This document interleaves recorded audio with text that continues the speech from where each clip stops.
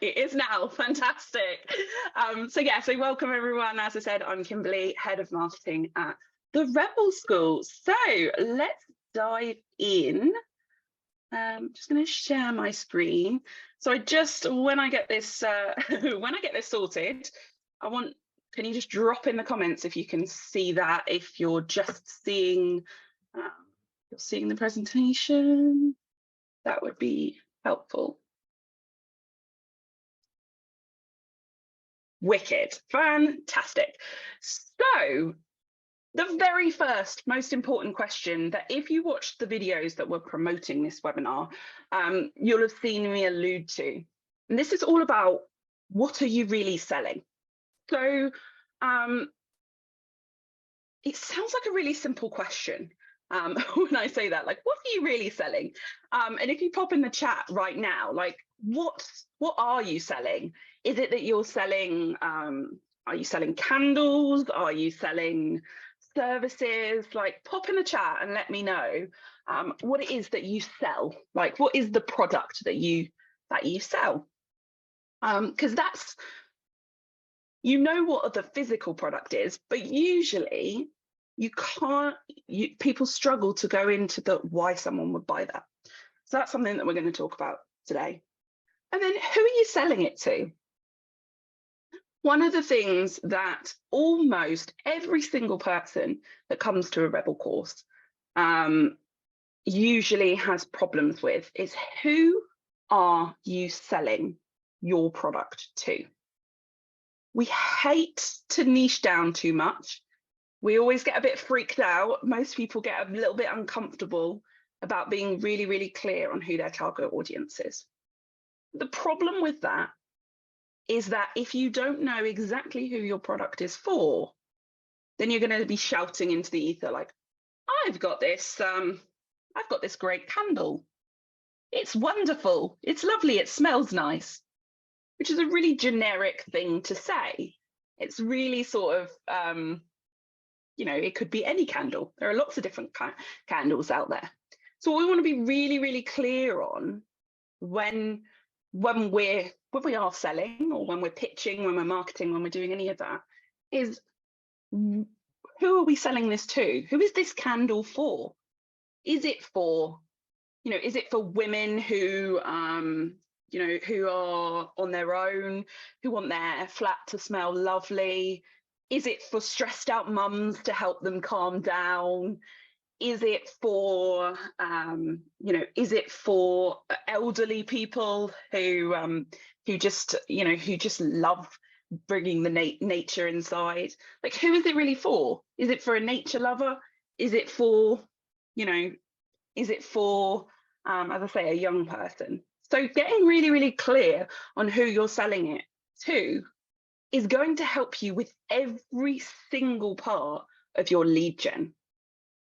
And a lot of people are like, yeah, I know who I'm selling to. But if you don't really strongly know, then you're going to be spreading yourself really, really thin, trying to talk to everyone, trying to be in every single Facebook group in the world, trying to speak to everyone in the world about what it is you're doing, rather than finding those people who are actually more primed to buy and who are more ready to buy your product. Because that's really what we want to do when we're generating leads for our business.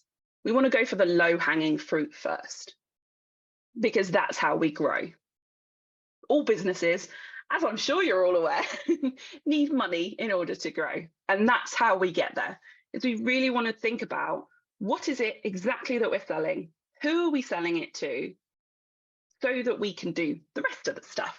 So I'm just going to have a quick little look in the chat. Oh, I'm loving it. We've got some people who do know. I love that.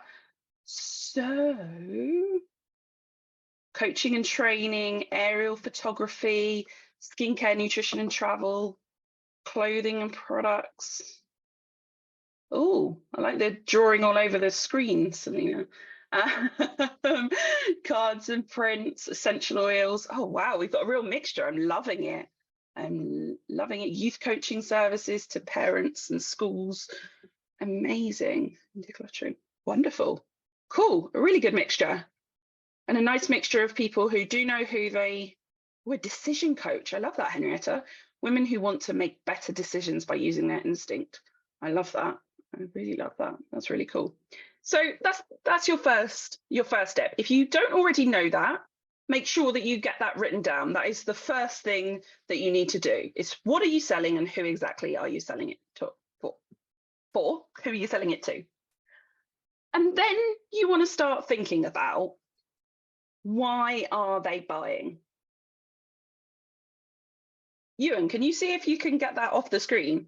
It's really distracting for someone with ADHD. I'm like looking at the line constantly. If you can figure out how to remove that, that would be epic. So why are they buying? Now, we buy for all different reasons. There are many, many reasons as to why we are going to buy something. And I want you to think about the last purchase that you made.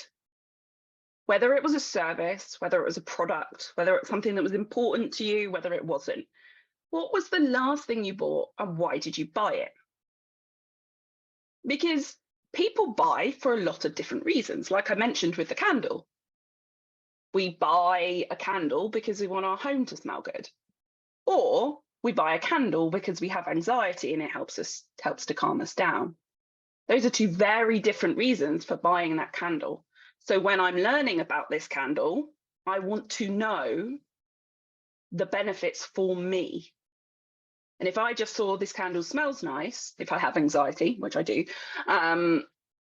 then that might not interest me. But if you tell me specifically that this candle is going to help me to stay calmer, it's going to help me to focus at work, it's going to help me to do a better job, it's going to help me to go through my day with much more ease, then I'm much more likely to buy this candle than if it was just like, this smells nice.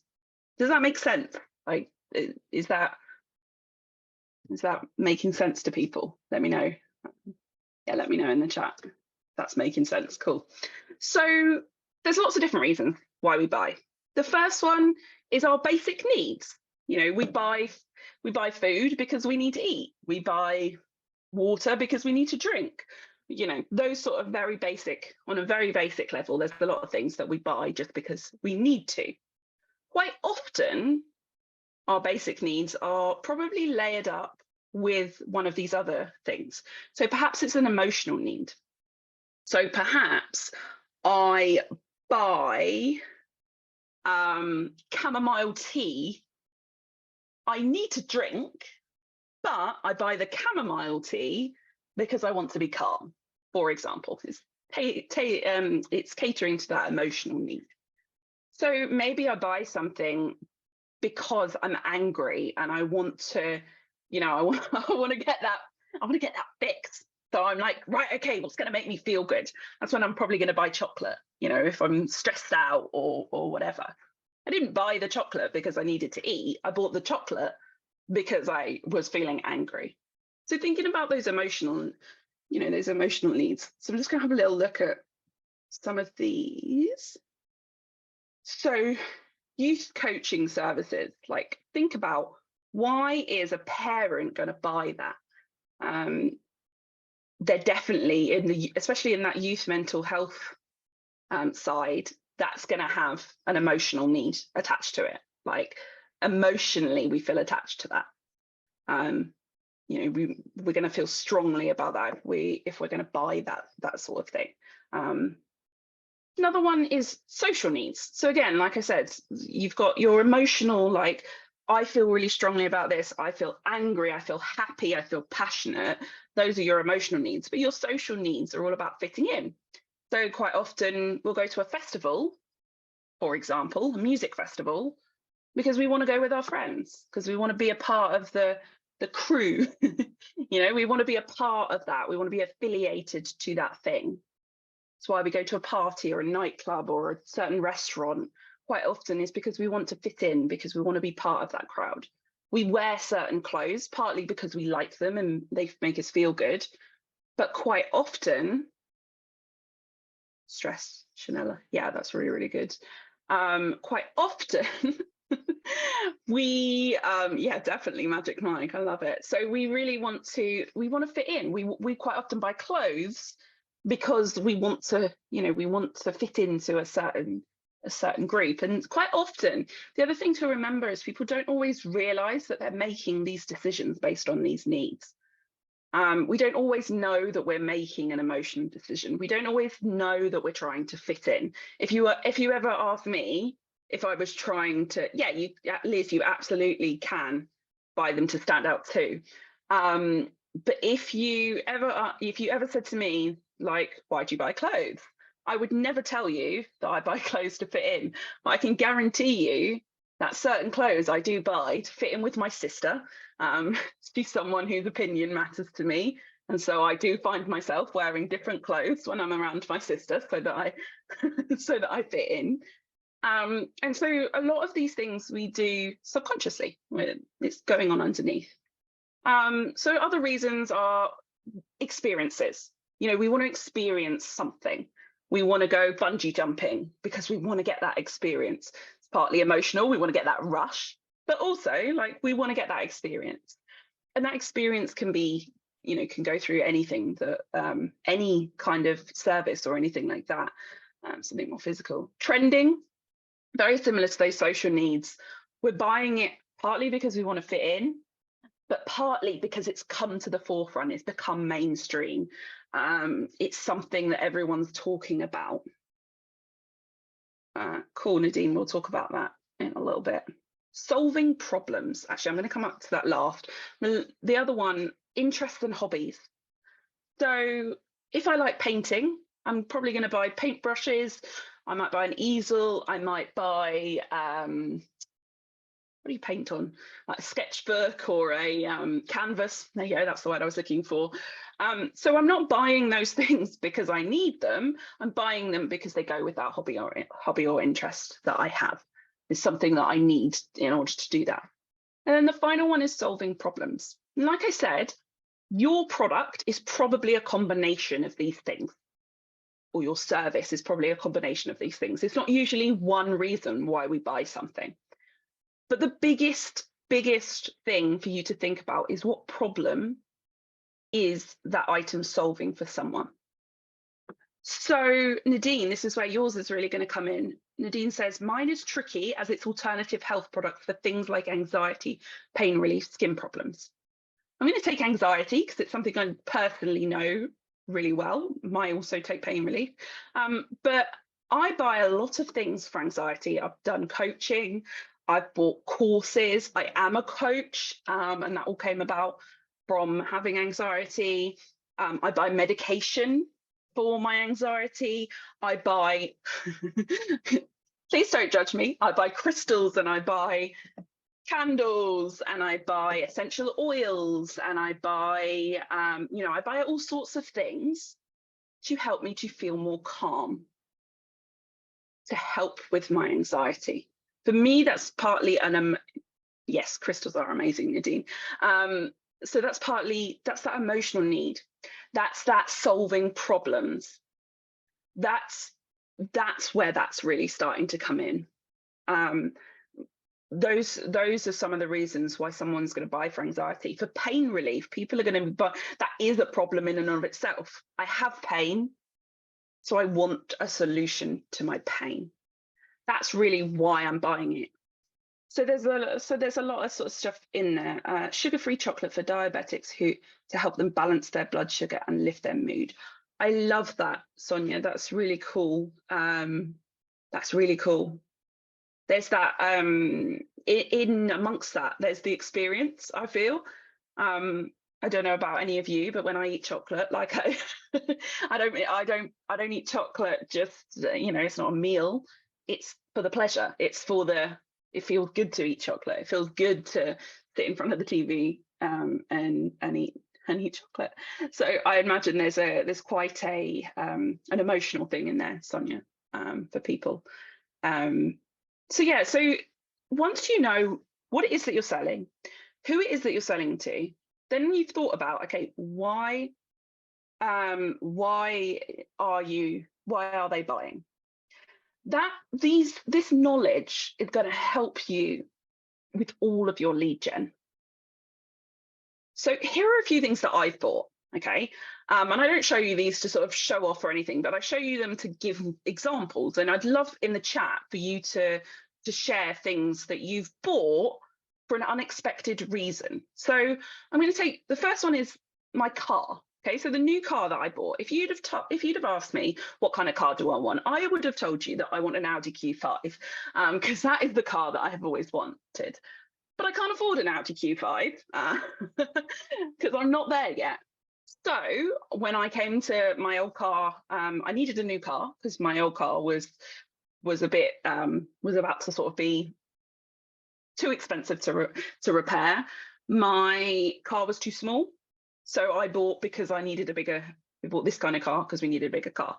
Now I went into the showroom with a different car in mind. I went with this car, but a different color.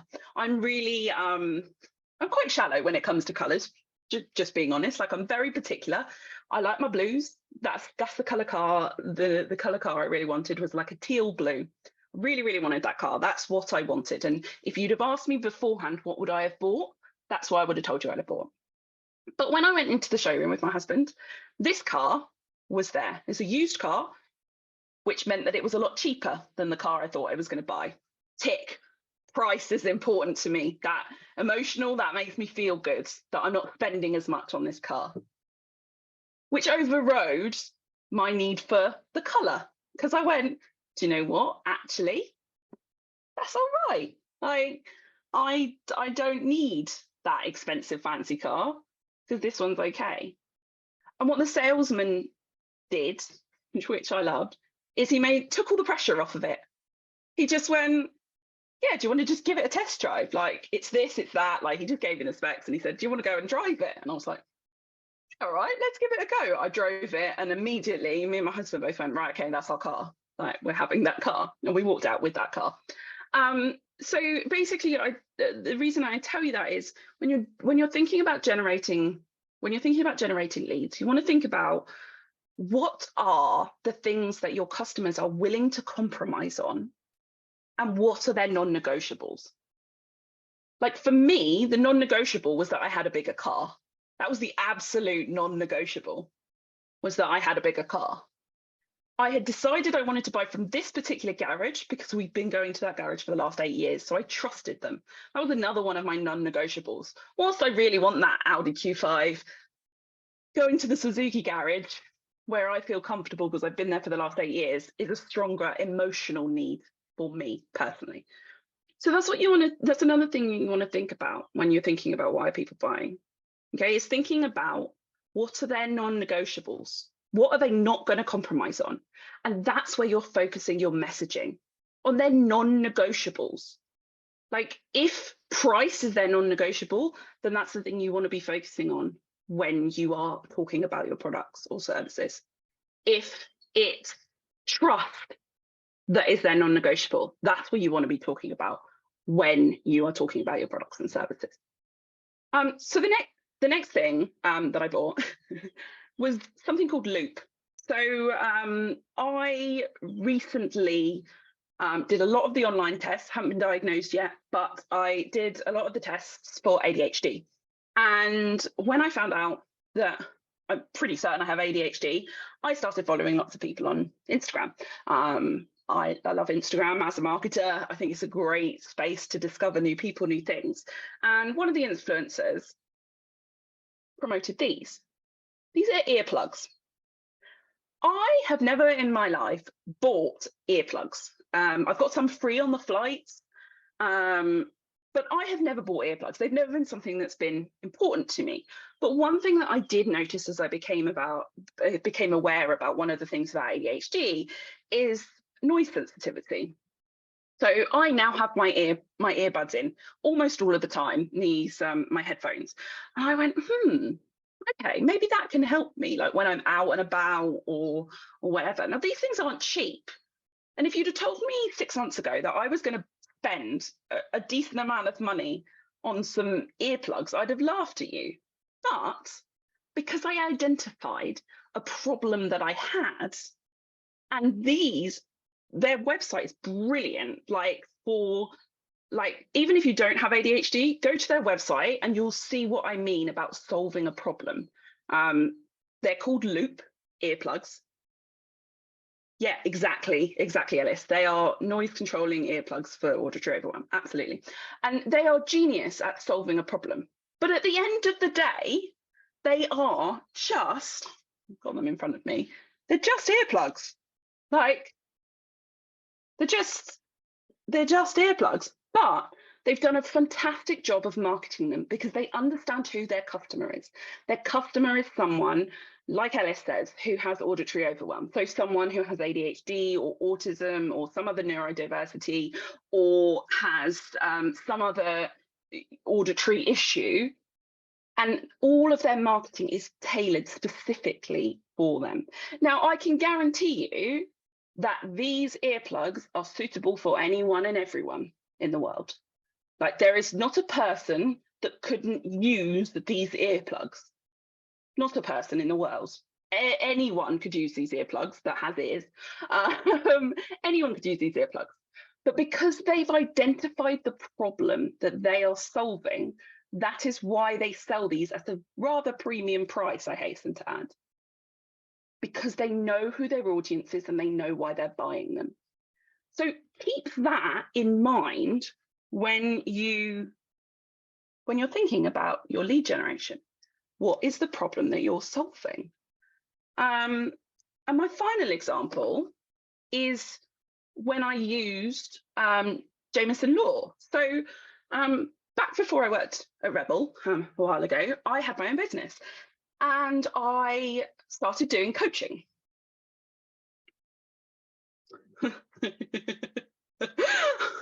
Thanks, Michelle Lee. Absolutely. You'd probably need to take your hearing aid. You wouldn't be able to have your hearing aids in the same time as your loops. It's probably not going to work. And I needed, when I started coaching, I needed to understand what legal implications there were for becoming a coach. Because I had been doing social media and that's quite, that's not very worrying. That's not very, I can't cause people emotional issues. They might get a bit angry because they might not like my way of doing marketing, and I was never going to cause them too many problems. So I decided I needed to get some legal advice. So I went I was on Instagram and I found Babs from Jameson Law, and she was offering 15-minute free legal advice sessions. And I was like, right, okay, I've got to do that. I'm going to speak to her. So I sat and I spoke to her and she explained to me exactly all of the different things that I needed. She was brilliant. I loved the fact that she was great. And she told me most of the stuff I could do myself. But the one thing that would be beneficial for me to get done is a legal contract for people who are buying my coaching services. So I went, yeah, cool. Okay, I will buy that. That's great. So in terms of a lead gen tool, that's fantastic. That was a fantastic lead gen tool for her to give away 15 minutes of advice for free. It meant that I trusted her. This is a big thing that we are wanting to build with our lead generation, is trust. People want to get to know us, they want to like us, and then they want to trust us, because that is when they are going to buy. So she built that trust. In that 15 minutes, I felt completely and utterly confident. And I think she went over a little bit on the 15 minutes, which I always love, because that's something that I end up something that I end up doing. But that 15 minutes built my trust with her. She was honest with me, very much like actually the guy who sold me my car. It wasn't a pushy sell. It wasn't like, oh, you need this. If you don't have this, there was no fear-based stuff going on. There was no, if you don't buy this, then you're a failure or you're screwed. She didn't do any of that. No, she just was honest and was like, well, these are the things that you should have in place. Here's why. And look, this is what I can do. And so I went, okay, cool. How much will that cost? And when she told me the price, I was like, yeah, okay, cool. I can afford that. That's not extortionate. That's not more than what I thought. So yeah, cool. So I went ahead. So think about those things in those purchases that I've made.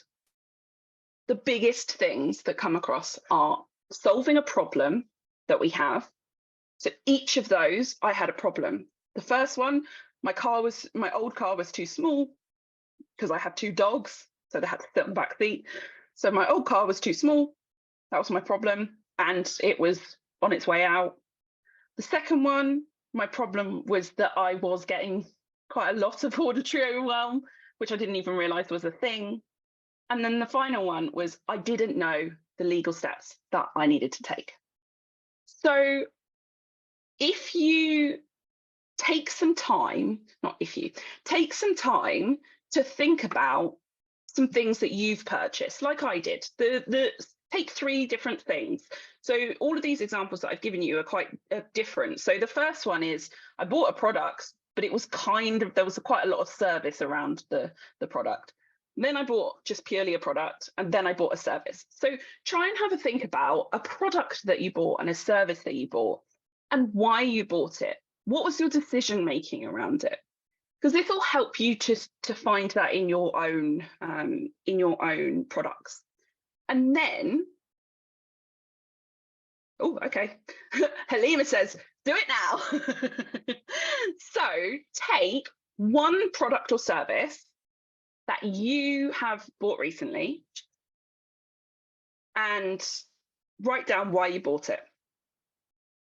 You can pop it in the chat. One product that you bought recently and why you bought it. So when you're thinking about the why, thinking about these. What are your basic? Was it to do basic needs? Was it emotional needs? Was it social need? Was it because it was a hobby or things that you were doing? Lisa, I really like the scales to lose weight. I'd love for you to measure progress. I'd love for you to think about why do you want to lose weight? Like what was the reason that you decided that you wanted to lose weight? I love that, JP. Loop earplugs because you sold them to me. I need to sign up to get affiliate on that, I think. I love that. A full-size plastic skull, marketing tool, business needs, business card holder. Cool, I love that, Ellis. So what I was going to ask, I love that, Lima. What I was going to ask Ellis is why a plastic skull for a marketing tool? Like, why not something else? Why not another business card holder? Like, what was the reason behind choosing a skull over any other business card holder? Adrian bought some new fancy scales too. I daren't stand on them now. That's why I don't buy them, Adrian. They're too scary. But yeah, have a little think about why did you buy them? Was it that you felt like you should? That's a big reason that we buy things quite often. We feel like we should. You know, I feel like I should. I remember when Pelotons came out. And oh my days, I didn't buy one, but I had so much FOMO. I literally, because I was seeing them everywhere and I was seeing all these people happen, and I was like, I really should buy one. Like, that's going to help me to get fit. Like, that's going to be the thing. It's going to fix all of my problems. I do this a lot. It's my ADHD brain. I get really excited about something. And I have a ton of craft stuff from ADHD binges of like, oh my God, this is the most important thing in the world, especially interest in hobbies. That's the thing, is like, if I decide I want to do something, I don't just buy like one paint set. No, I buy canvases and all the pens and the pencils and all the paints and everything like that. Like, I buy everything that I could possibly need, and then 6 months later I'm bored and I move on to something else. But you know, I think I need them at the moment. But yeah, when Peloton came out, I was like, oh my God, I need to have this. And then luckily I spent enough time thinking about it, going, actually, do you know what? I'll just miss out on this one because it's a bit of an expensive thing to end up as a clothes hanger, which it would have ended up as a place to put my floor robes. So yeah, some new bags for my wax melts to make them pop and sell. Oh, I love that, Nadine. That's really, really nice. Again, think about why did you, well, I guess you bought them because they'll pop and sell. So I love that. a printer, needed it for college work. I like that, Catherine. Catherine, think about, why did you buy that particular printer? Like, there are 1,000 printers on the market, probably more, to be honest. Why did you buy that specific printer? So that's what I want you to think about when you're thinking about why you would buy something, why you've bought, like what you've bought and why you bought it. Don't just think about like, well, I bought it because I needed it. Like, yes, cool, you bought it because you needed it. Well, why did you buy that exact one? So like going back to the loops, like they do three different versions. And then I think that 2 of them have a plus, a pro one. And of course, I have status issues, so I of course bought the pro version. That's another reason, like, you know, around sort of, it's kind of a trending social needs. It's like there are a lot of people who buy the pro version of something because it feels like it's better. Silly as that is, some of us do. Some of us think we need to buy the slightly better version.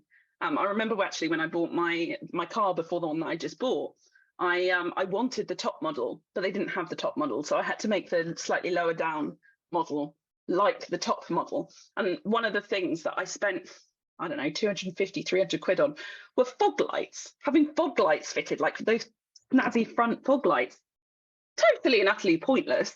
I never used them in the entire 8 years that I had them, but I had them because that was something that was important to me when I bought them. Like, I wanted it to look cooler. So yeah, so think about those things when you're thinking about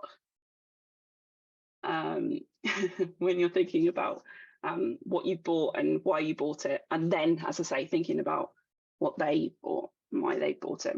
I bought a money planner at the beginning of the year to have time to control my spending habits. Most recently, I bought a new set of pens. Cool.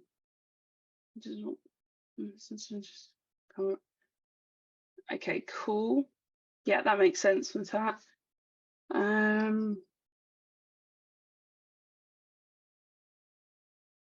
Cool.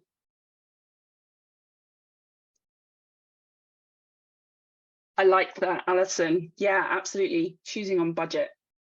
It's a big thing, but it's also not. You know, for some people it is, and some people it's not. Laptop, always buy the top model. Yeah, Nisa, I did exactly the same with my Mac. New phone and best functioning I could afford. Yeah, exactly. So once you know all of these things, you know why your people are buying, you know what you're selling, you know who you're selling it to, and you know why they're buying it. That's when you can start going out and generating those leads. So there are loads of ways that you can generate leads. I'd love you to sorry, Ellis's comment about Jeff Bezos hating her just distracted me. So there are loads of ways that you can generate leads. I would love you to pop in the comments, what ways have you tried? What things have you tried to get leads for your business, to get customers, to find those customers? What things have you tried? Pop them in the comments. So one of the most common, of course, is social media. And a lot of people try and fail with social media. And I say that with love. I've been there. Trust me, I've been there. But social media can be a really fantastic place, but it can also be a really noisy and difficult place. The most cool, Charlie says, social media. Social media is all about 2 things: being social and having a really clear and strong message. That really clear and strong message is what is going to help you everywhere. So if you know exactly who your audience are, so I'm going to take the example that I use a lot in my taster sessions, in the taster sessions that I run, which is if you are selling something to parents. So perhaps you have this really cool time-saving app that's going to help parents to save 2 hours a day, you know, so they can spend more time with their kids. That's a brilliant message. You know, really brilliant message. I'm going to help you to save 2 hours a day. Then you go onto social media. Where are those parents going to be hanging out?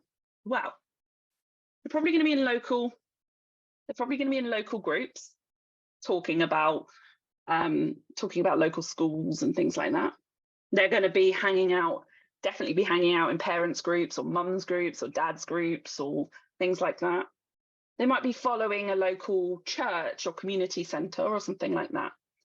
And then in person, they're going to be near schools. They're going to be near community centres again, particularly young parents with young kids. Yeah, Mumsnet Nadine.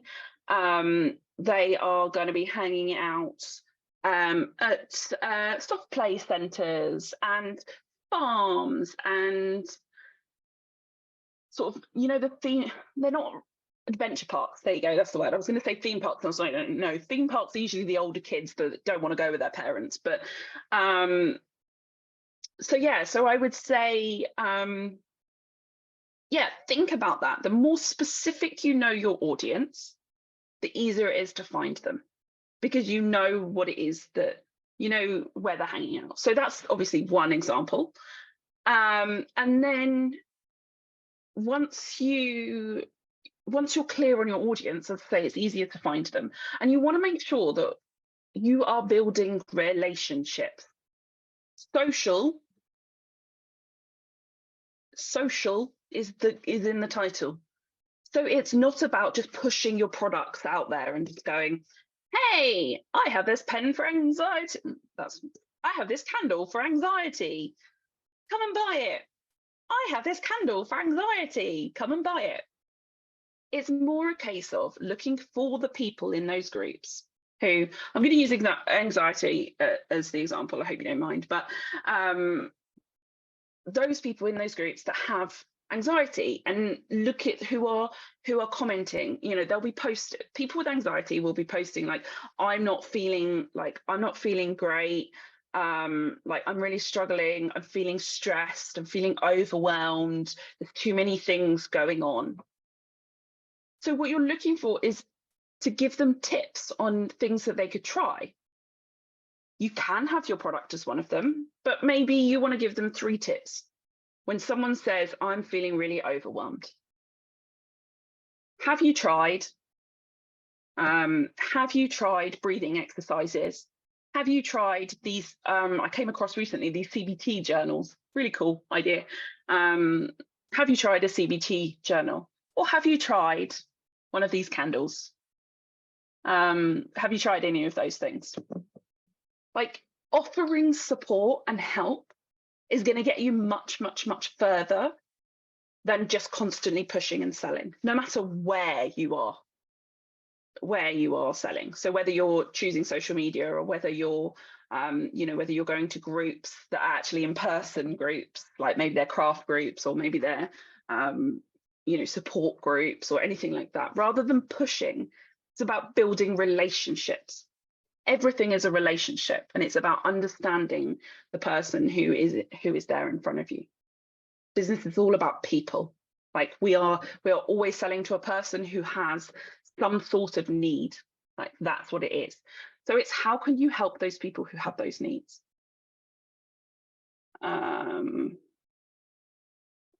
You have real issues with boundaries. Yeah, I completely agree. Yeah. Giving one-to-one. I love that, Dan. I love that. Cool. So, like I'm saying, being interested rather than interesting. I totally agree, Tina, about figuring. I totally understand about the empath thing. Yes, you do need to have clear boundaries. You really, really do. But it's being intentional about who you're helping and how you're helping them. I've learned to make sure that I don't spend too much time with energy vampires. So those people who push and push and push and push and take and take and take and take and take, but never get anything back. It's coming up for a hard cut. And it's really hard. Like, it's really, really hard. But you want to help, you want to give, you want to support. but you don't want to give everything. You don't want to you don't want to give them the kitchen sink, because absolutely you'll burn out, and that's a whole other issue in and of itself. So really, one of the biggest things that if you've been on a Rebel course, you'll know all about is mini experiments. So it's trying and testing things out. So it is coming up with that audience, knowing, so obviously you know your product, but then who are the audience? Being really, really clear, and then going, right, if I know that these are my audience, I know this is why they're buying, where do I think that those people are going to be hanging out? So I gave the example of parents, but another example could be if I sold, I'm just going to have a quick flick through the what you sell. So let's say you sell crystals, oils, and candles. The people who buy crystals, oils, and candles are usually sort of spiritually types. They're quite often going to yoga retreats. So partnering up with yoga centers can be could be a really cool avenue. Could be different groups about spirituality. It could be a group, like my head goes to like a Gabby Bernstein type group. Most of you probably haven't heard of her, but if you're in spiritual circles, she's quite a famous, she's a famous sort of, I don't know how to describe her, kind of trainer, spiritual person. She runs courses, she writes books, that sort of thing. But other sort of celebrities in that industry are quite likely to be great places to connect with people who have that interest. So it's figuring out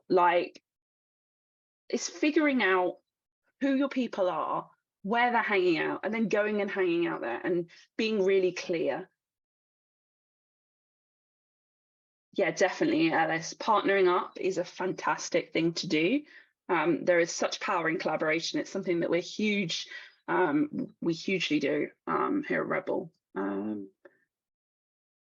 Oh yeah, so the person who was doing the chocolate bars for diabetics, like if they have looking for like dietitians or people who, I'm sure there must be diabetes support groups and things like that. Foodies, there might be some foodies in there. There'll definitely be some foodie groups for people who have low sugar or no sugar. So like finding those topics finding those topics that people are finding those topics that the people that you are targeting are interested in. And you don't have to think exactly laterally. So like I did with the diabetes, like with the chocolate bars for diabetes, I didn't just go, okay, go to groups for diabetics. Like I also went, okay, how else could we get out there? Well, there might be other foodies who talk about no sugar or low sugar meals and things like that. There might be my head went to like patisserie chefs who like low sugar options or something like that. So don't just think exactly laterally about who it is, like where it is that you could find these people, but there are lots of options for you both online and offline to help you to find people. So you are going to, and I'm going to skip over this sort of the next bit that that I'm going to talk about, but yeah, this bit. So you are going to do a mini experiment. You are going to test this theory out. So let me just, oh, there's lots of stuff in here. You will, so your mini experiment is to test out and figure out your who, your what are you selling, who are you selling it to, why are they buying? I don't know why I wrote when are they buying it? I don't think there's probably going to be too much of a difference in that. Where are you going to find them? Like, where are they going to buy from? Are they buying from a market store? Are they buying from online. And a key thing to remember as well is I had this conversation actually. So I was at a networking event, a Kent networking event, and there was a really awesome guy there who was a beekeeper. And he'd been selling his honey at markets, and he'd been selling them for a long time. And he'd noticed, well, for a little while, and he'd noticed that women were his main demographic when he was at the markets. They'd come and they'd have a nice chat to him and they'd be on their way. So he thought, oh, make it really convenient for people. I'm going to launch a subscription box where people will get the equivalent of 1 jar of honey a month, and they subscribe. He does it in like like once every 3 months he does the delivery, and it'll be really convenient for them and people will love it. So he launched it and no one signed up, and he was like, okay, this is weird. So then when he came to the networking event, one person had signed up.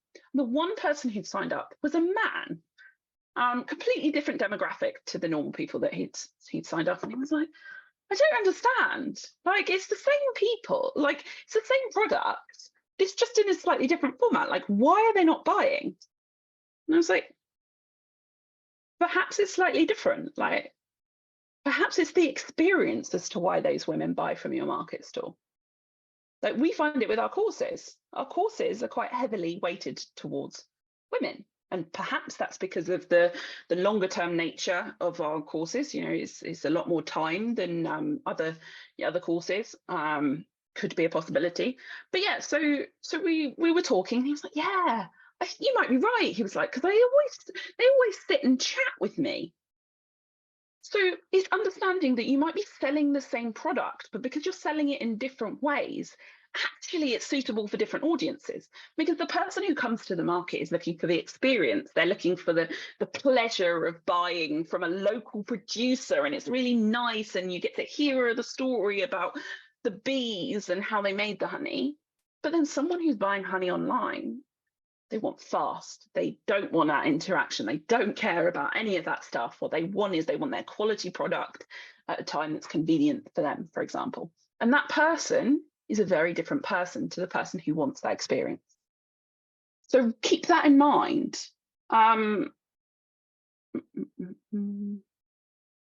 Yes, Adam, that will be Luke. He was brilliant. I thought he was awesome. He was a great guy. I absolutely loved that event.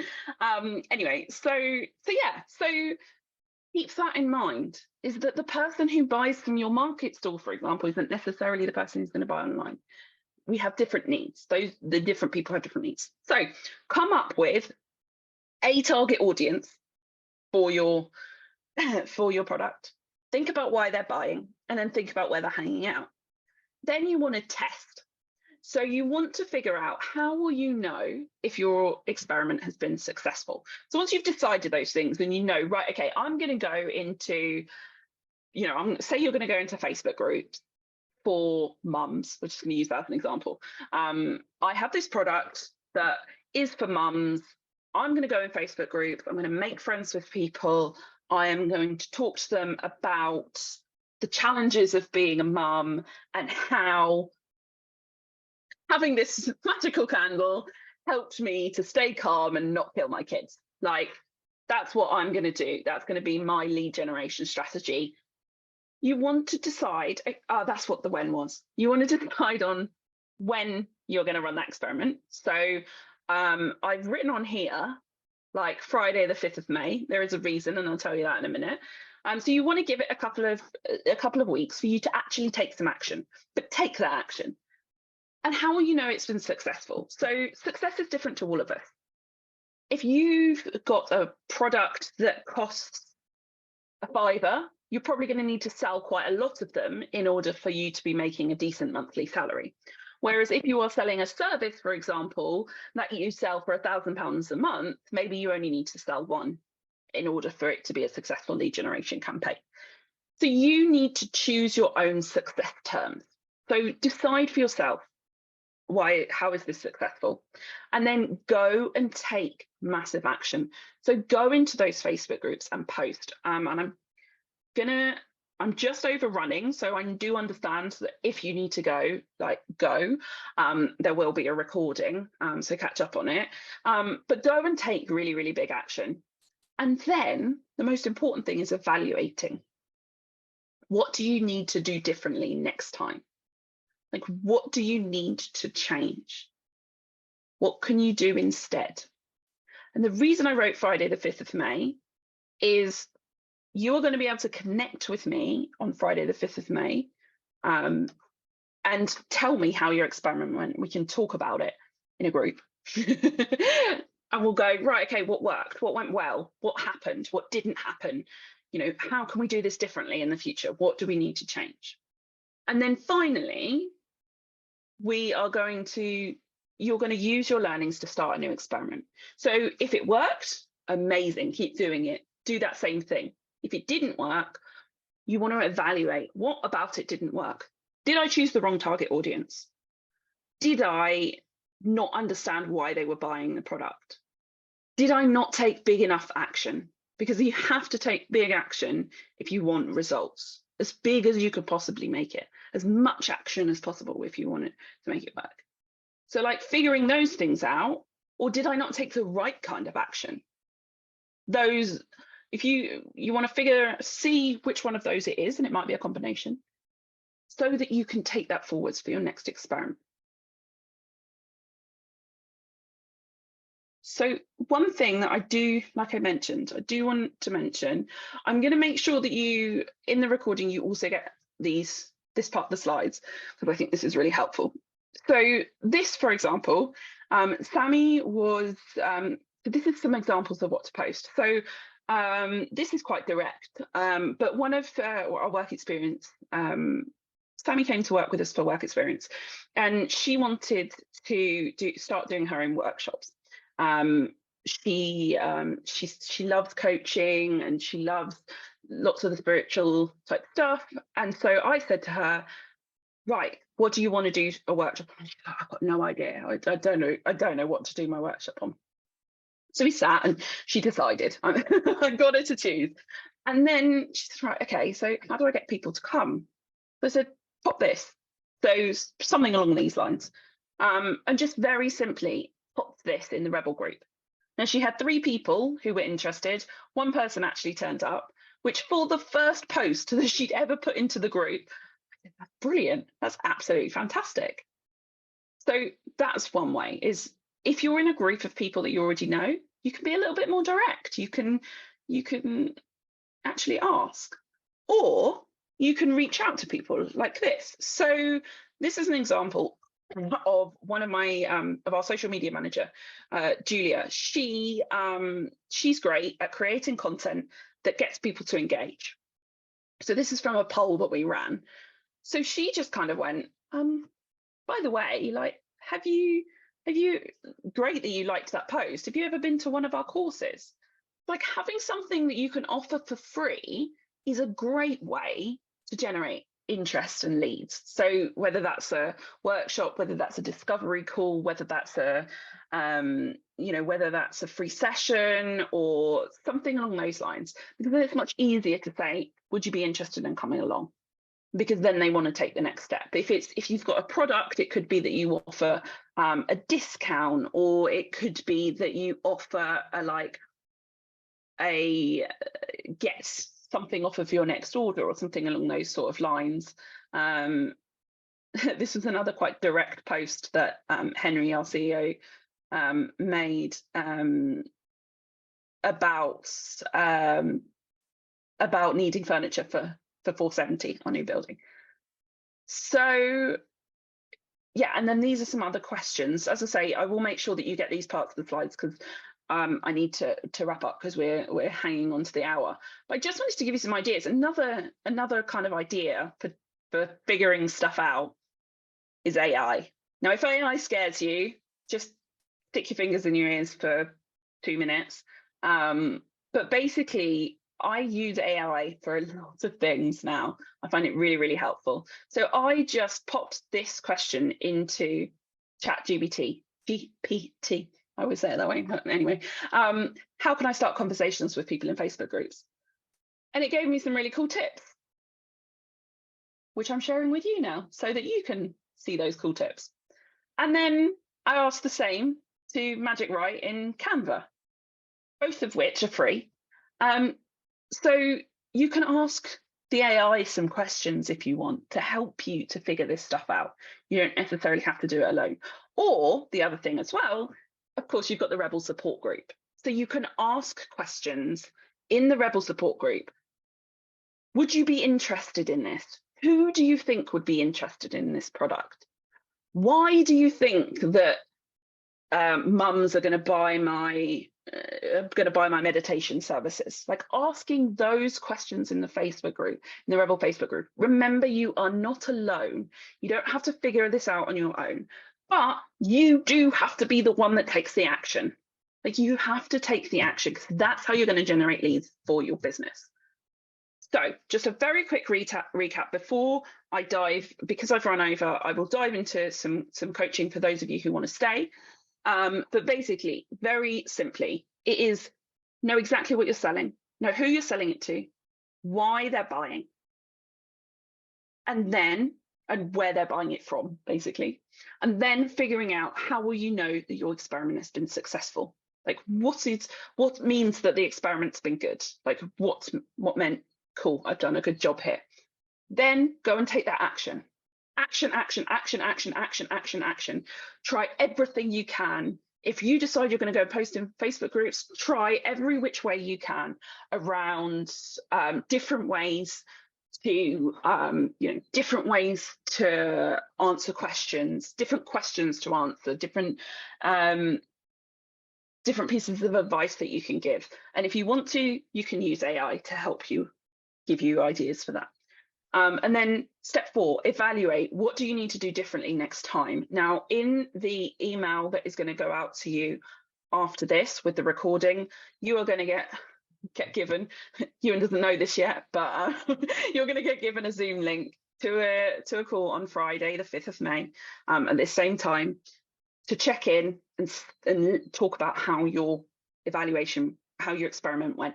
So we can get together and go, yeah, cool. This is what worked, this is what didn't. But if you're doing your evaluation on your own, you're looking at, did I choose the right target audience? Did I choose the right target audience? Did I figure out the right why they're buying? Did I take big enough action? Did I take the right action? That's what you're going to be looking at in that evaluation, and that's what we will talk about when we get back together. Step number 5, final thing, use those learnings, take it to make a new experiment, make it happen. So I'm going to stop sharing so I can see all of your lovely faces. And pop your questions into, lots of thank yous. You are most welcome. No problem. Good. No problems. Okay, cool. Pop your questions into the chat. Do you have questions? Do you have anything you want to work through? Halima, thank you for sharing the Rebel support group. Oh, I love that, Nadine, that you give a discount. That's really cool. Melly, AI is definitely the future. I know, it suddenly appeared. Ewan, thank you for sharing. ChatGPT.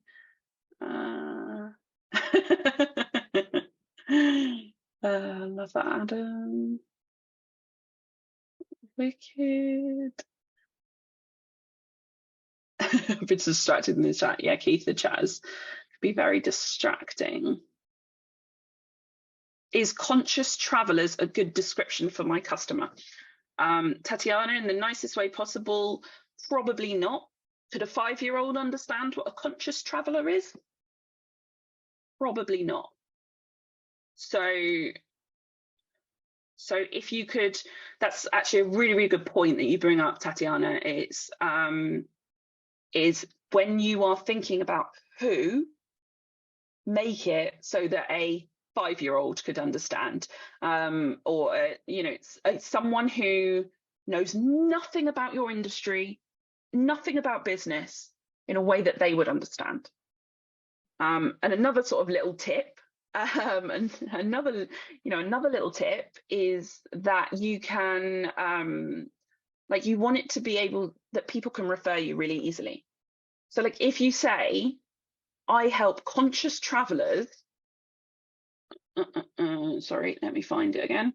I help conscious travelers to find their perfect trip. I am not going to be able to think of anyone that I know who I would consider a conscious traveler. But if you said to me, I help people who care about sustainability to choose better holiday destinations, for example, then I'm going to be able to think of someone a little bit better. If you can go into even more detail, then that's even better. Like being really clear and using words that maybe not a 5-year-old, that's slightly young, but that a child would understand. Or like I said, someone with no knowledge of your industry, no knowledge of what you do, could really understand. That's massively going to help. No problem.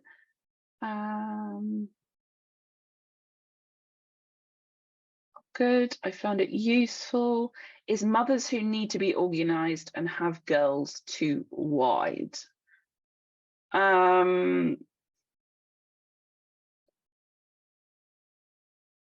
Yeah, it's a great question, Michelle Lee.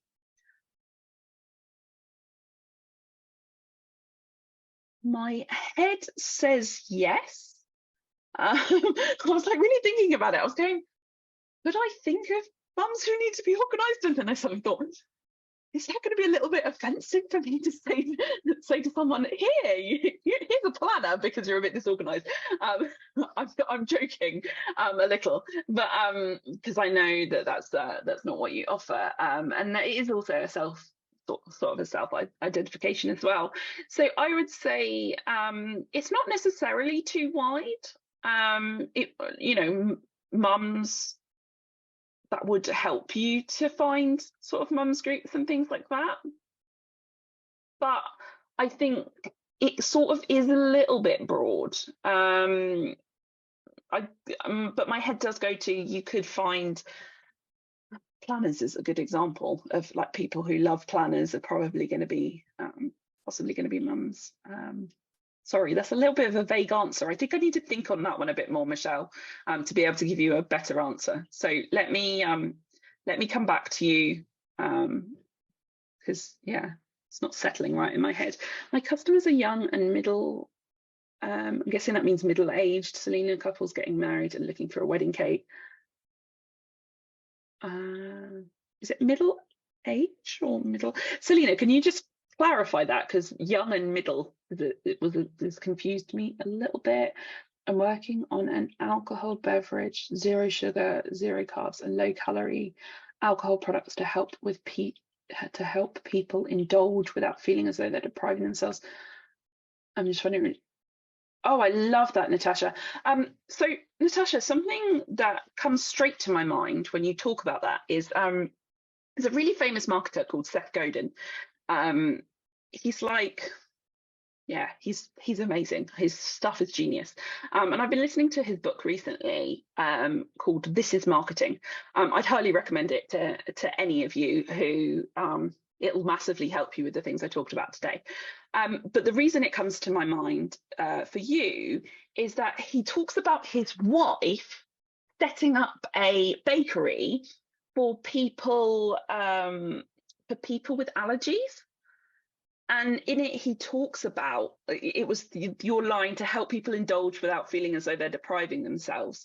That's what it really made me think about, was the way that he talks about his wife's business, about the emotional need that she's fulfilling is the sense of belonging. By having a bakery that means that no one's left behind. I can't remember the exact phrase that they use. I'll have to go back to it in my Audible to find it for you. But it's basically tapping into the sense of belonging. It really, for me, that line really resonates with why we're all here in terms of Rebels, because Rebel is really for those people who want to be able to create their own lives and do the things that they love, but for whatever reason, something is stopping them. So, there's something that is blocking you. It's, you know, something that you've been told or something that society tells you to be true about why you can't have your own business. So I think it's very similar with what sounds like what you're trying to sort of achieve, is that feeling of being included, that feeling of finding your tribe. So I would imagine there are quite a lot of people who indulge without feeling as though they're depriving themselves. So there are probably a lot of people who are maybe, I'm going to say, like, maybe vegan or low sugar or things like that. And the reason they're going to want to buy from you is to get that sense of belonging, that sense of community. So having a look in those different communities of people with allergies and people with, like I said, perhaps people who are vegan, that sort of thing, or have health conditions, you know, that might be another reason. So yeah, I would just think that yeah, there's a lot of things like that. I used to another thing you just made me think of is I used to work in a bakery, and exactly that, like, my mum has issues with gluten, and so I had to start making her gluten-free cakes, and so I had to make sure that they tasted really good. And I think that's the kind of key thing that you're probably trying to achieve, is that making it feel like it, you know, making it feel like it's really good. So yeah, that's what I'd say. For you. Love the last hour. When is the next one? Great question, Keith. Why are the women disorganized? Shanella, yes, you can ask your question via the mic. Let me just Ewan, can you make it so that Shanella can talk? I think you put them on mute. Good. Sorry, young and middle-aged couples. I thought that's what you meant, Selena.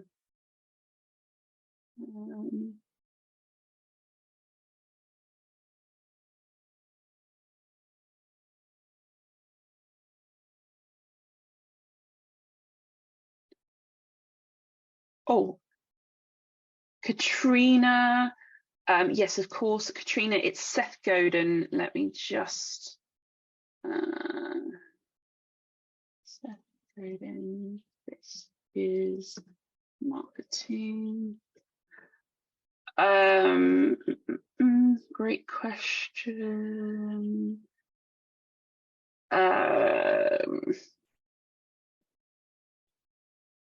Sorry, guys, give me a second.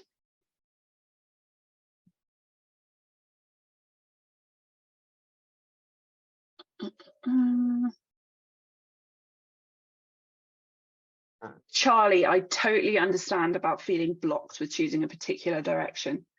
The trouble is, no no decision is a decision, and unfortunately no decision is the decision to stay stuck.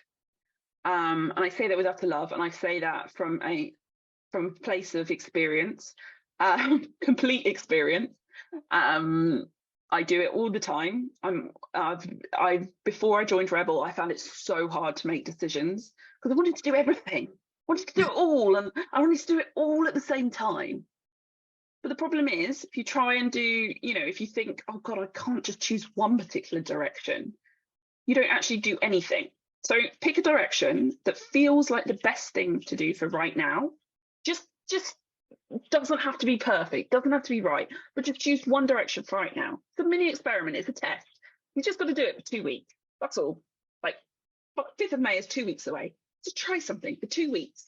And if you don't like it, you don't have to do it again. It's like dating. You're not married to this option that you choose today, but you are going to date it, and you're going to try it, and you're going to see, do I like it? Do I like these people? Do I like offering my product in this way? Does this feel good to me? Like, that's what you're going to do. You're just dating. You're just trying it out. Brilliant. I have some noise, so I think, Shanella, can you? Yes, I'm unmuted. Thank you. I just find it hard to express my questions in writing. I am dyslexic, so I appreciate that you're letting me talk as opposed to having to write. What it is I attended Rebel Business School in December 2019. It completely changed my business. I'm now in my semi-good business. But what's interesting is that I'm a cupping and acupuncturist, and I decided in the Rebel Business School to niche down with fertility because that was what gave me much joy. And so I've had great success. Because my ideal client is a woman between 25 to 35, but 40 plus as well. I'm predominantly, my customer base is Asian women with a Muslim or non-Muslim background, and I've developed a lot of trust and availability. But what I found out is that they hang around with, like, like with makeup artists and things like that. So I've invited some prominent makeup artists. I've offered them a free back treatment with the cupping. So, and then in turn, I overtake their stories and tell them that I'm available and my services are available. But what I've realized is that they're now, it's the same type of people there. So now, and as I've got more successful, I've generally put my prices up as well. So I need less customers. But what I want to know is then, how do I target other markets? Like, where should I start, like, advertising, and where should I start going? Because as soon as someone comes onto my page, trust is instantly brought. Because what I did was I decided to, I always put up a picture of their pregnancy test, and they give me a message, and that's become one of the women's dreams of sending me that message. So it's very easy to put up on my stories, and it's anonymous.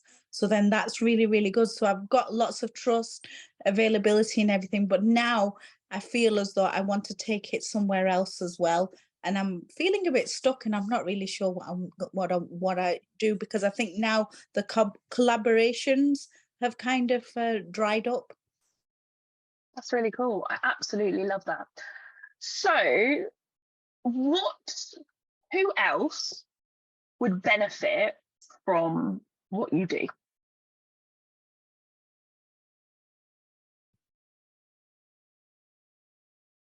Oops, hang on. Does that work? Yeah.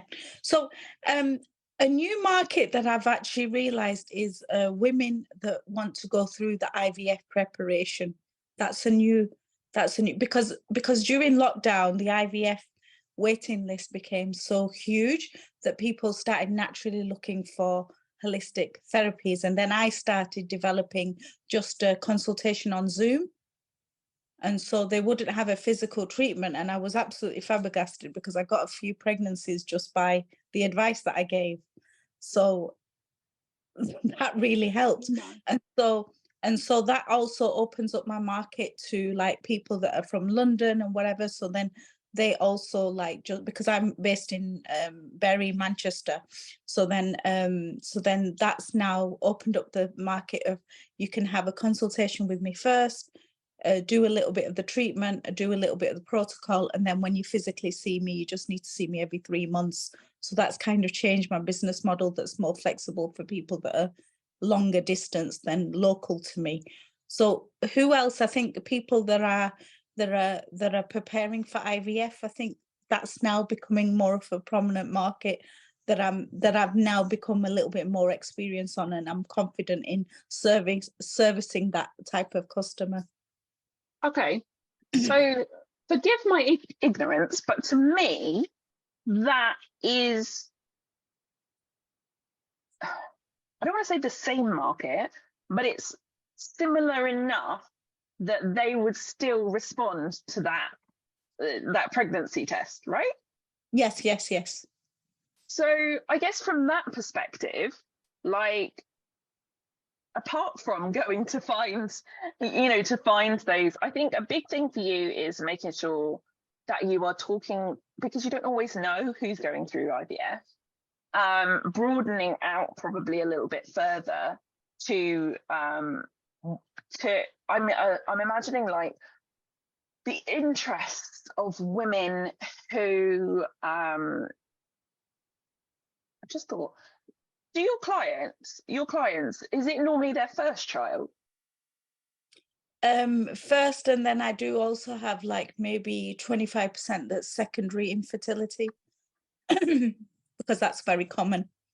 Yeah. So I would say a big thing for you is going to be figuring out a little bit more about your audience. So like, for the most part, apart from obvious things like you've been doing, if like you figured out that, I love that you figured out that they're following makeup artists and doing collaborations now, I think that's genius. My head goes to perhaps maybe fashion might also be an option. But apart from the obvious of like going down the AVF route, it's figuring out what are these women doing like outside of like in their personal lives. Are they, you know, do they care about fitness? Do they care about, you know, is there a foodie element to it? Is there you know, do they listen to particular podcasts? Like trying to understand a little bit. You've got the benefit that probably a lot of people that are here don't necessarily have, is that you've got customers. Like you've had customers, you've had quite a few customers.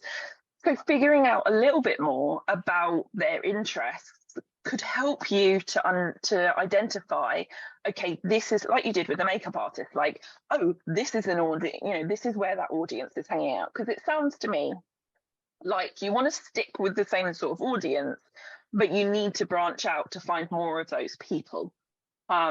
Unless you want to go in a completely different direction.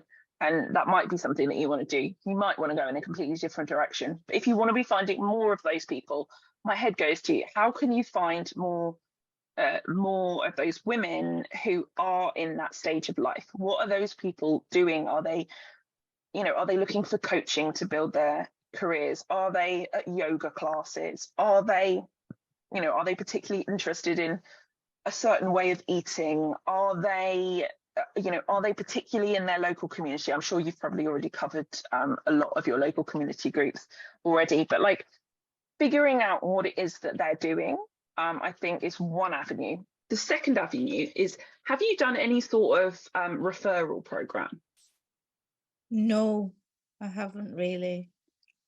Because I think that could be a really, really powerful way for you to, word of mouth is one of the best forms of marketing there is, hands down, one of the best, because it's not coming from us. If I go, I'm the best marketer in the whole wide world, you're going to look at me and be like, yeah, whatever, Kim. If Halima comes along and you really like Halima and she goes, Kimberley's the best marketer in the whole wide world, you're much more likely to listen to Halima. Take it one step further. If I mentioned Seth Godin in the thing, he's like a prominent marketing expert. If Seth Godin says Kimberley's the best marketer in the world, suddenly that's a hell of a lot of credibility. People are way more likely to listen to Seth Godin than they are me. They're way more likely to listen to Halima than they are to me. So understanding that, you've got two options, like you've been doing with the collaborations. You can get someone else to say, she's great, you know, she's great at getting you pregnant. That sounds like a weird way of putting it, but you know what I mean. Or talking to their friends, like ask your clients, do you know anyone else who is perhaps either thinking about going through IVF or who might be having fertility issues, perhaps is having, or even just perhaps is thinking about having a baby?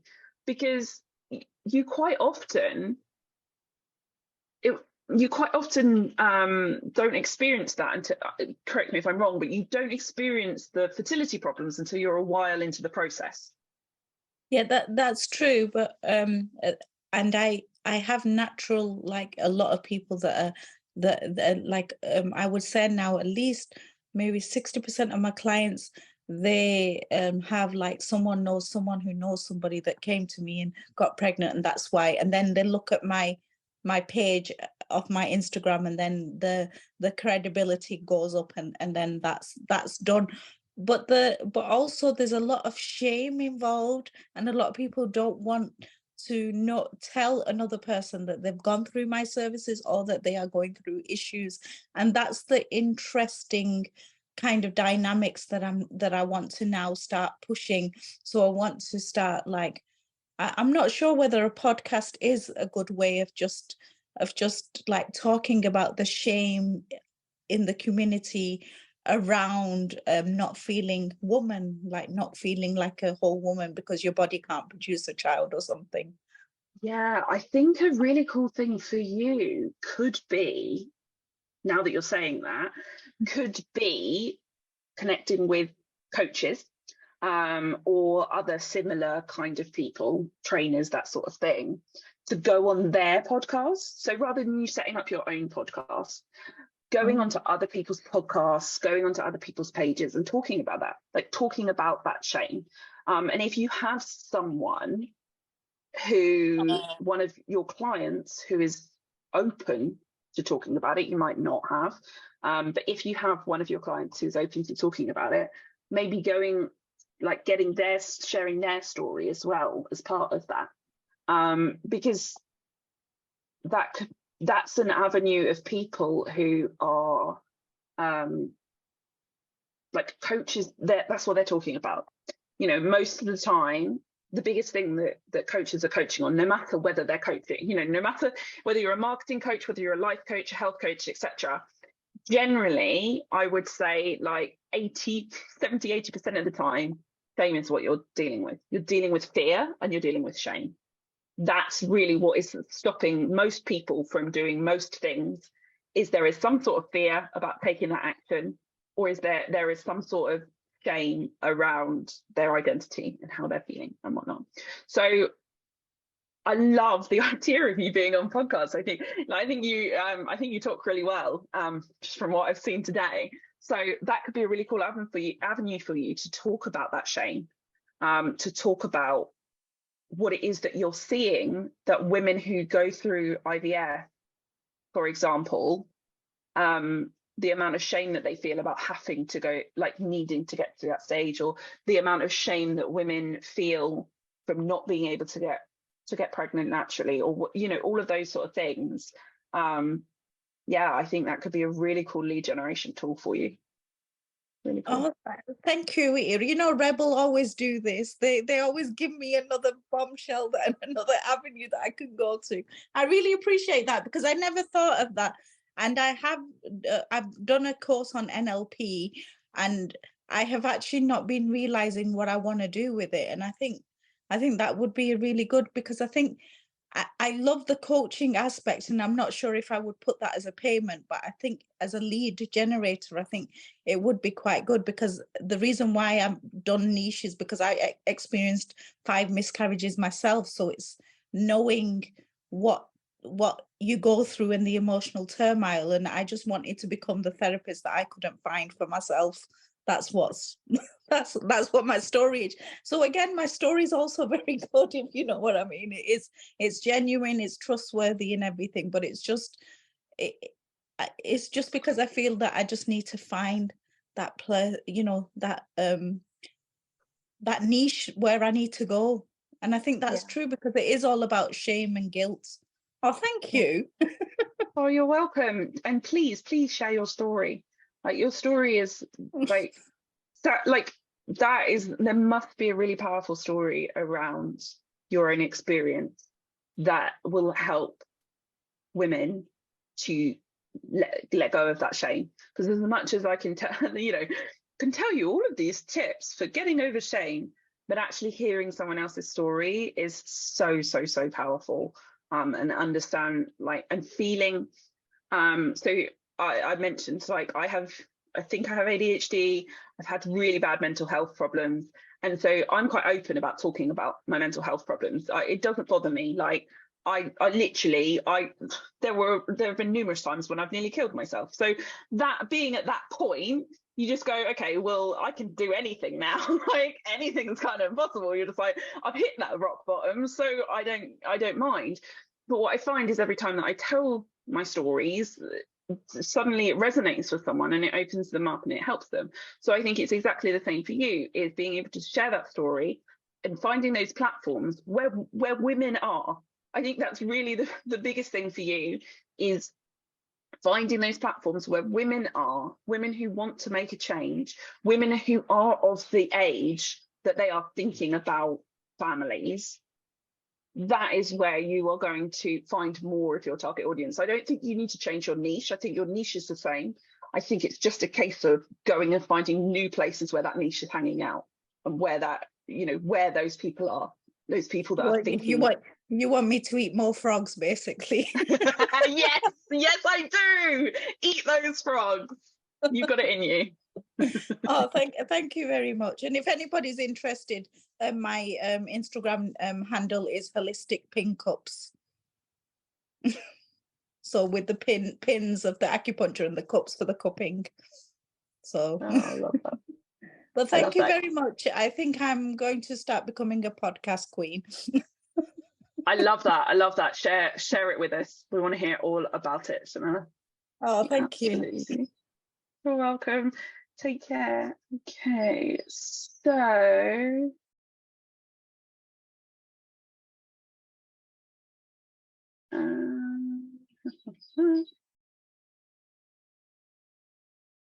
are there any other questions? Oh wow, it's 3 o'clock. Okay, so if you have any other questions, I am going to download. The chat. Make sure that I download the chat, and I will pop them all into any of the answers to the questions. That no worries, Sarah. I'm sorry I've overrun so much. Any other questions that you have, I will pop them. How can we contact if we need further questions? Great question, Adrian. So you have the Facebook group.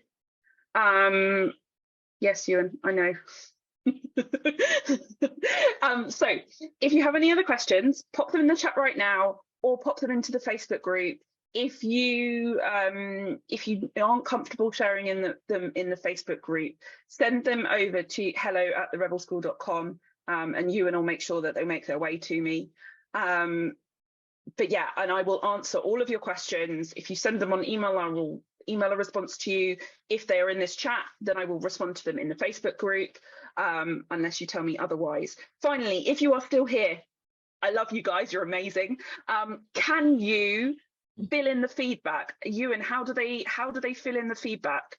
Yes. Can you? Brilliant. Ewan has popped the link into the chat. It's a really quick, will take you like 2 minutes. It's a really easy, it's not long like the Rebel School courses feedback. It's not that. It's a really simple, quick one for you to fill in, but it just lets us know, did I do a good job? And don't worry, I won't be offended if you think this is rubbish, but you have stayed an extra half an hour, so I don't think you that are here think that it was absolutely awful, but I hope that you enjoyed it. I hope that you found it useful. Also pop in that feedback. What else would you like to know? What did I not cover in this workshop that you would have loved to have heard more about? Or what did I skim over? What did I say really quickly? And you went, wait, Kim, I wanted to know more about that. Put that in the feedback. Yeah, put that in the feedback. And yeah, because we want to know. We want to be able to put more stuff on for you that is relevant and that is what you need. So yeah, drop that feedback in there. That's it from me. Thank you so much for staying for so long. Halima, was there anything else that you wanted to add?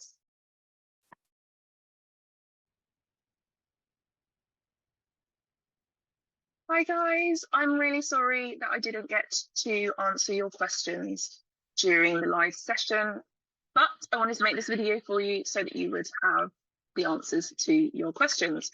So first one is from Tatiana, and she said, do you actually go and hang out in the Facebook groups? I find the groups don't let you get a poll in or self-promote. Tatiana, absolutely. There are a few ways. So for those groups, there are some groups that are absolutely fine with you promoting, not a problem. There are some groups that are yeah, cool, whatever. There are some groups that you have to be a little smart about the way that you promote. Like the example that I gave during the session of giving someone advice and saying, have you tried, I gave the candle example of you have anxiety. Have you tried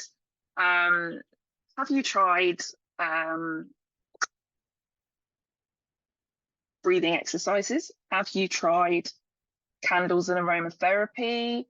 Have you tried CBT journals? Send me a DM if you want to know, if you want to know more. Like that sort of thing is a way of promoting without promoting what you're selling. The most important thing is getting to know people so that you are in the audience of your ideal clients. So a really good example of this is that when I was a coach, I used to sell high-end coaching. And when I would sell high-end coaching, I did not want to be in groups of people who were freebie seekers. So I didn't want to be in groups where people were trading free advice, maybe they were bartering, that sort of stuff. That wasn't my ideal client. My ideal client was someone who was taking her business seriously, she was a she, for starters. She was taking her business seriously. She wanted to grow her business. She was already making a decent amount of money, but she was having blocks that was stopping her from going to the next level. And so what I would do is I would go into groups of people that were like that. So, for example, I was in groups from copywriters who sold high-end packages. I was in groups with sales experts that were run by sales experts, but again, who were targeting to those high-end audiences. And I would just talk to people. I would get to know them. I would speak to them. I would find out more about them. If they had any questions that they put in the group that needed answering, I would answer those questions. I would also, most importantly, get to know the group admin person so that I could say to them like, hey, I love what you're doing. I'd love to have you come and speak in my Facebook group or on my Instagram, depending on where I was or who it was. Is that something you'd be interested in? And then obviously once you're negotiating, you negotiate it as a swap. So really it's about thinking about creating win-win situations when it comes to Facebook groups, depending on what you're selling. It really does depend on what you're selling. But think about what think about what that could be. I think you were the person with the travelers who are interested in sustainability. So a really good example of that is, what's your story around sustainability? Like, why do you care about sustainable travel? Like, is it because you want to save the planet? Is it that you don't like flying? Is it something to do with you feeling that you fit in around those sort of similar people? Like, think about your whys around why sustainable travel is important to you. That is probably going to be reflected in your clients. And there might be some differences, there will be some differences between you and your clients.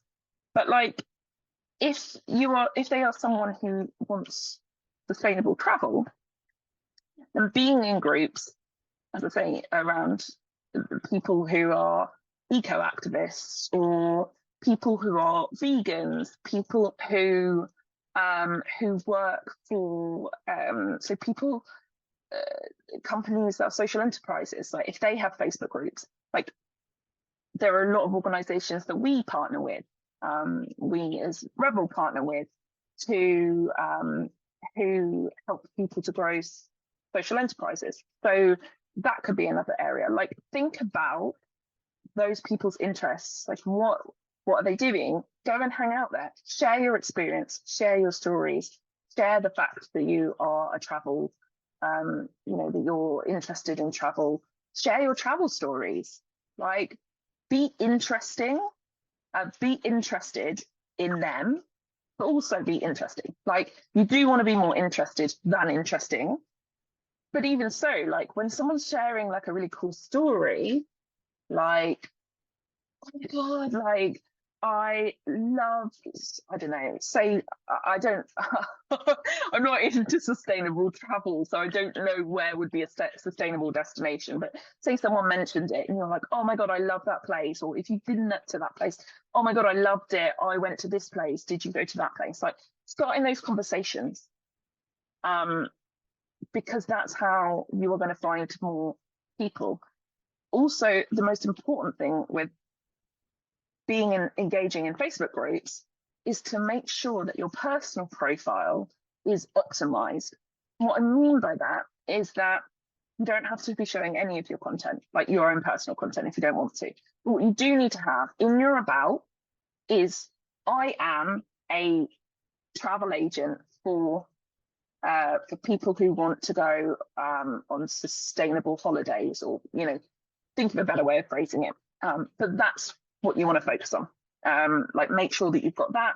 If you've got a website, you've got an Instagram, you've got a LinkedIn, like whatever other profiles, like make sure that you've got those, make sure that you've got those links, so that when you are chatting to people, they can see what it is that you do. So it's not about the pushy sell, it's about the how can you help people, but answering questions that are relevant, like not just going in there and making friends with everyone, but going in there and very strategically thinking about who would be good to connect with. People who are leaders, people who are leading those groups, or, you know, perhaps have a business that targets a similar group but is a different offering, are great ways to connect. But equally, like going into those groups and finding those people that share those values that you hold, that's what's going to help you make those connections. Making those connections is what's going to help you sell more. I hope that helps. Let me know if not.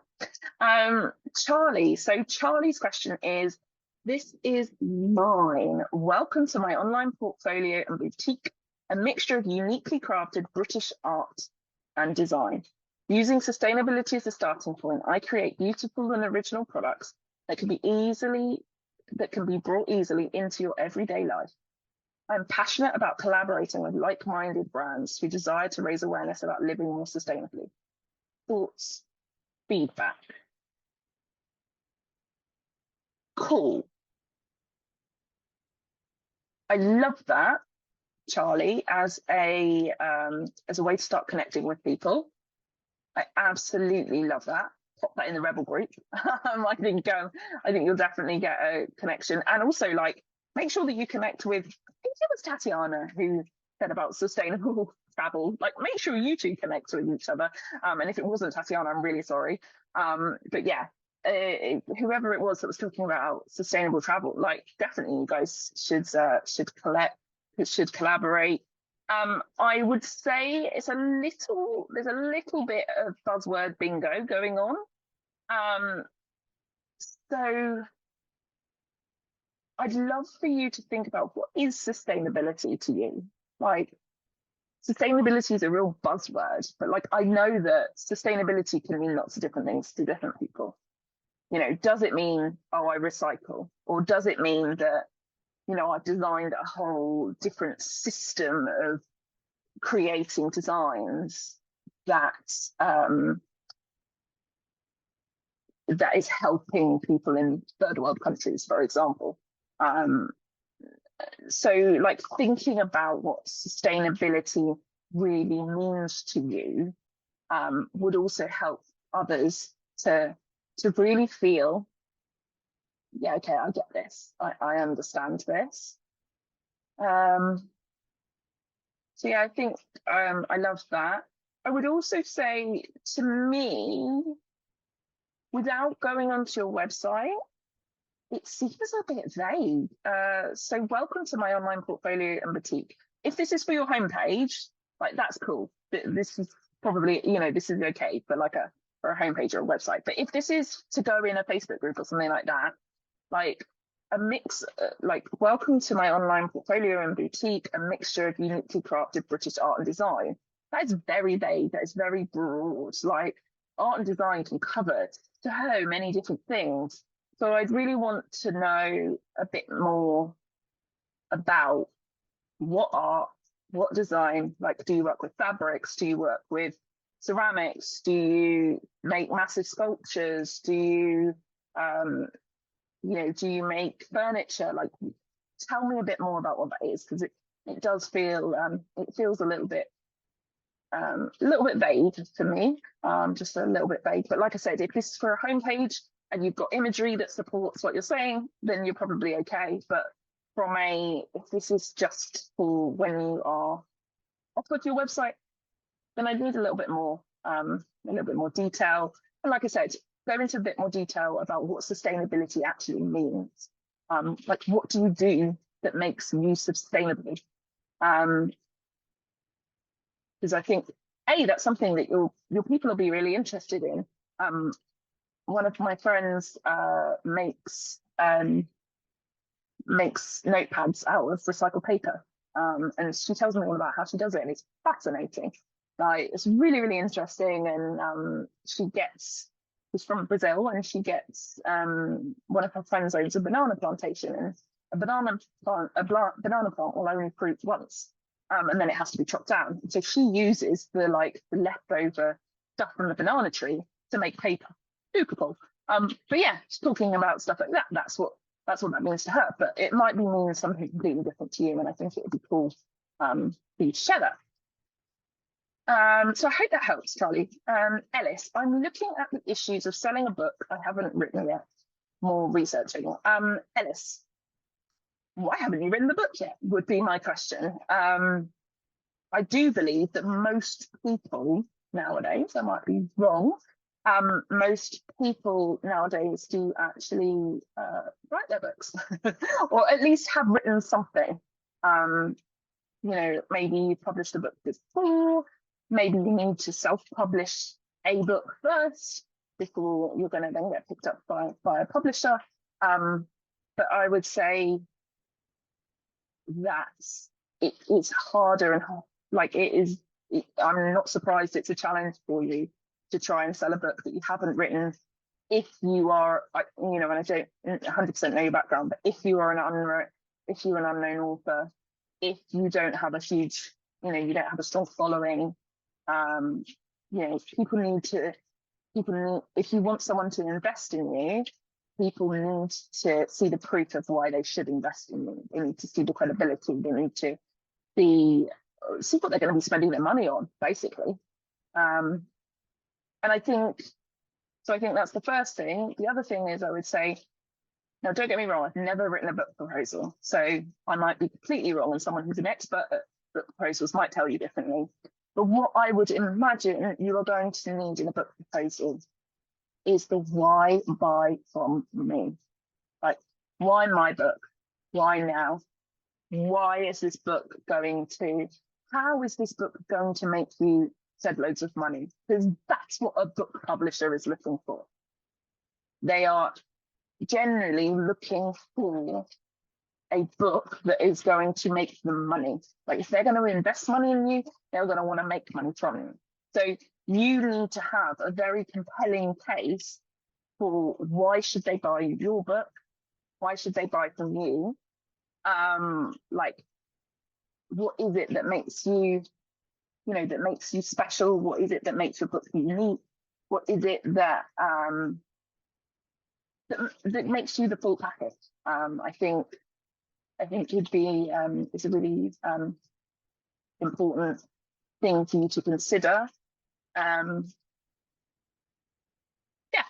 That would be what I would say, is looking into perhaps, like, what is the fastest route to getting a book published without spending a lot of money, would be my thoughts for you. So, Selena, my customer are young and middle-aged couples getting married and looking for a wedding coat. Fantastic, Selena. So, my thoughts for you, why are they buying? So, most of those young and middle-aged couples, absolutely, they probably need a wedding coat when they're getting married. But my thoughts are, what kind of wedding coat? Like, do I have a boho? Am I a boho bride? Am I a beach bride? Am I in an elaborate stately home? And so I want the fanciest cake I can possibly get. Like, what kind of wedding cake are they looking for? Because someone who wants a fancy wedding cake is a very different buyer to someone who doesn't. So I'm going to use an example when I got married. So when I got married, I didn't want a fancy cake. I didn't care about what the cake looked like. I just wanted to make sure it tasted great. To me, taste was the most important thing, taste and price. I did not want to spend a fortune on a cake. I was not interested in having one of those fancy lace 10-tier cakes. No, I was not interested in that. I wanted to spend my money on other things that were more important to me at my wedding. So I found a local cake maker at one of the cake shows, not cake shows, or one of the wedding fairs that I went to. So I went to a lot of wedding fairs. So I would definitely say your customers are probably going to be hanging out at wedding fairs. Have a look there. But yeah, I found my cake lady at a wedding fair. Her cakes were not fancy. They were not exciting. And actually, I will only have black and white photos of my cake because she got the colouring so wrong. But it tasted amazing. It was exactly what I wanted. It was at a price that I was very happy to pay. I had loads of cake. I had tons of cake left. That was what was important to me, and that's what I was really excited for. Other people, you know, if you're someone who's got this big, and I got married basically in a conservatory near the beach. As you can see, I love conservatories. So I would have got married on the beach if I could have, but it was too much hassle. So I got married basically as close to the beach as I possibly could have. So that's what was important to me. But to someone else who's maybe getting married in, I'm thinking of somewhere close to me. This would be Elverton, and it's this beautiful old house, and it's really, really fancy. And one of my friends got married there, and their wedding was completely different to ours. It was fancy, it was over the top, like not too over the top, but like it was very vintage and retro, and she had this beautiful lace dress and this fancy cake and everything like that. Well, her desires would be very, very different to mine. She's looking for the look. I don't know whether she cared about the taste, probably not so much. Less about the taste, more about the look, the style, the making sure that it had almost like vintage authenticity. She's very like that. So yeah, that's what I would say to you, Selena, is thinking about really thinking about who those couples are. I would also say your customer is not the couple. I would say 9 times out of 10, your customer is probably the wife. I'm stereotyping, and I may be wrong, and I'm happy to be wrong. But quite often, they're not making a decision together. It might even be the parents. I don't know. I don't know who's your buying decision, who's making a buying decision. Maybe the people that you work with are people who make that decision together, but maybe they're not. You know, perhaps actually one or the other, you know, the husband or the wife is making that decision. Or, you know, if it's same-sex couples, it might be one of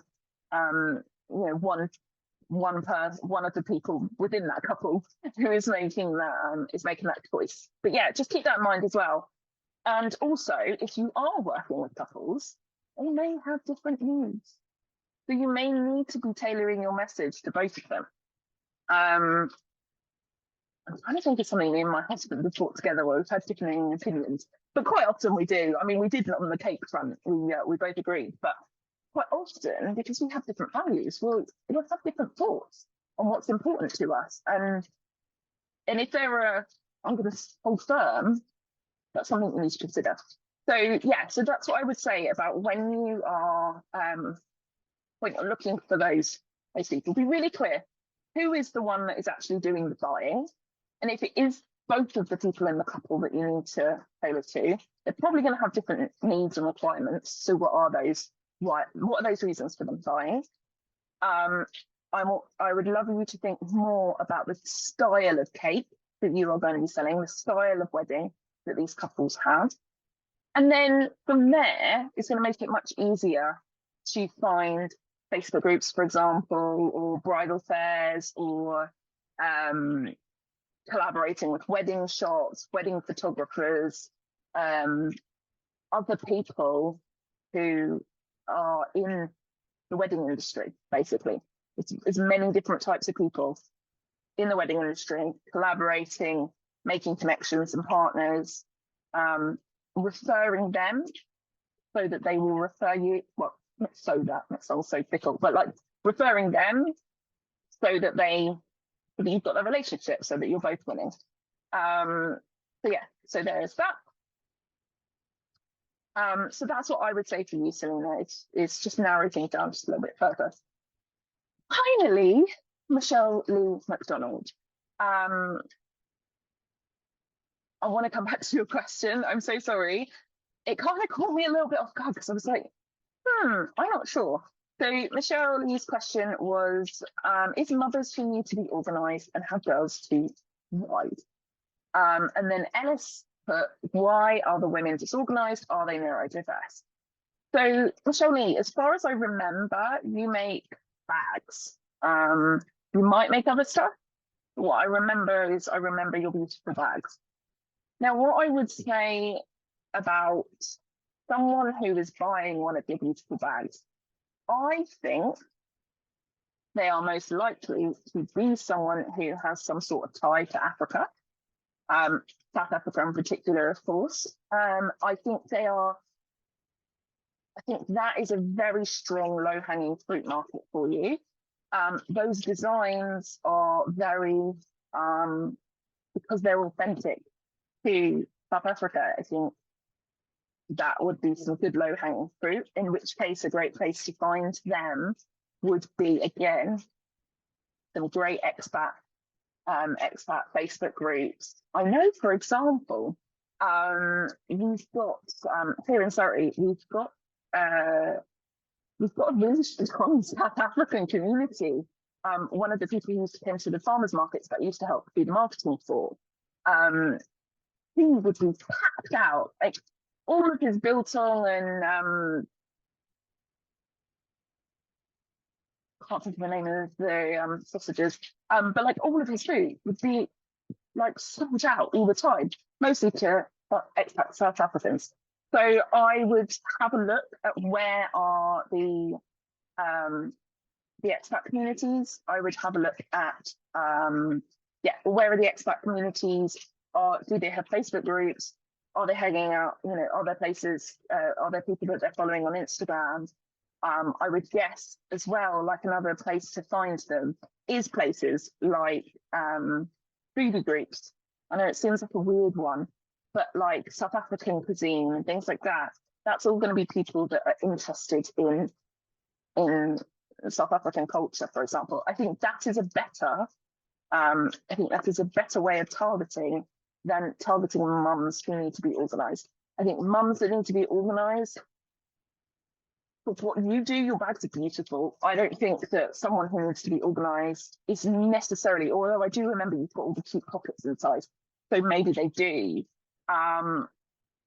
If they are a mum that wants to be organised, perhaps they are a mum who likes cleaning shows or cleaning hacks and stuff like that. That could be a really cool collaboration for you. And sort of an avenue to test out is they like to be in a clean environment. They like to have neat and tidy. Maybe they're following planners, or maybe they're following planners. Maybe they're organising systems, or there's something called the Planathon, which happens every year, which is like a whole planning thing for self-employed people. But I imagine that, like, if you're looking for someone who wants to be organised, that's the sort of thing that they would be interested in. I definitely think cleaning hacks and home hacks might be a really good one, because a lot of those are mums. You've also got kind of mum influencers, and I'm sure within mum influencers, there will be some of them that focus more on, like I said, cleaning and things like that. So I hope that gives you some ideas. If you do have any other questions, drop them in the Facebook group. Drop them in the Facebook group, or send an email to hello@therebelschool.com, and I will make sure to get your answers to you. I hope this helps. Take care.